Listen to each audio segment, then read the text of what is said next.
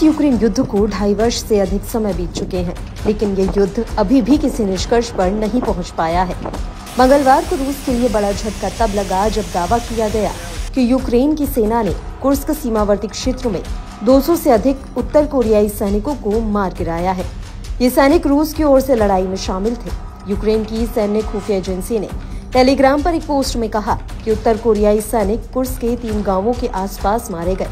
Kursk वह सीमावर्ती क्षेत्र है जहां रूस पिछले 4 महीने से कब्जा करके बैठी यूक्रेनी सेना को खदेड़ने की कोशिश कर रहा है।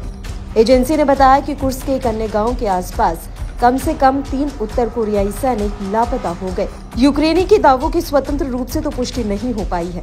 लगभग 3 साल से जारी युद्ध में उत्तर कोरियाई सैनिकों की मौत की ये पहली खबर है। क्रेमलिन के प्रवक्ता दमित्री पेस्कोव ने दावों से संबंधित सवाल रूसी रक्षा मंत्रालय को भेजे हैं। हालांकि अब तक कोई टिप्पणी नहीं आई। अमेरिका के रक्षा विभाग और यूक्रेनी अधिकारियों के अनुसार उत्तर कोरिया ने युद्ध में मदद के लिए लगभग 10,000 सैनिक रूस भेजे।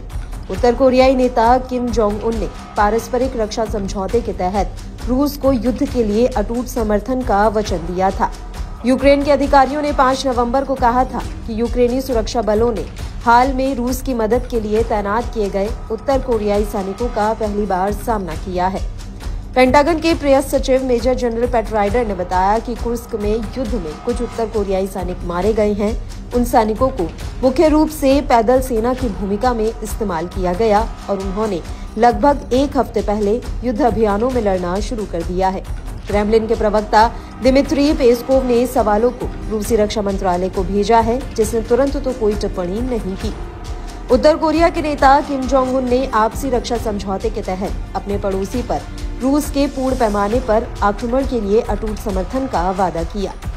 उधर रूसी राष्ट्रपति व्लादिमीर पुतिन ने सोमवार को कहा कि यूरोप और एशिया में अमेरिकी मिसाइलों की तैनाती नए खतरे को लेकर आई है।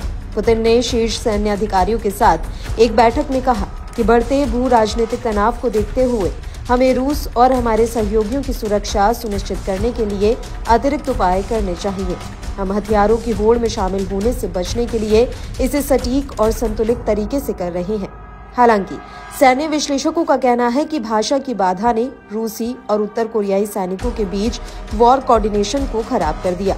पिछले साल कुर्स्क को छोड़कर रूस फ्रंट फुट पर रहा है और भारी नुकसान के बावजूद पूर्वी यूक्रेन के डोनेट्स्क क्षेत्र में घुस गया। रूसी रक्षा मंत्री आंद्रेई बेलोसोव ने सोमवार को कहा कि सेना यूक्रेन में लगातार बढ़त हासिल कर रही है। उन्होंने दावा किया कि हाल ही में इसमें तेजी आई है। रूसी सेना एक दिन में लगभग 30 वर्ग किलोमीटर क्षेत्र पर कब्जा कर रही है।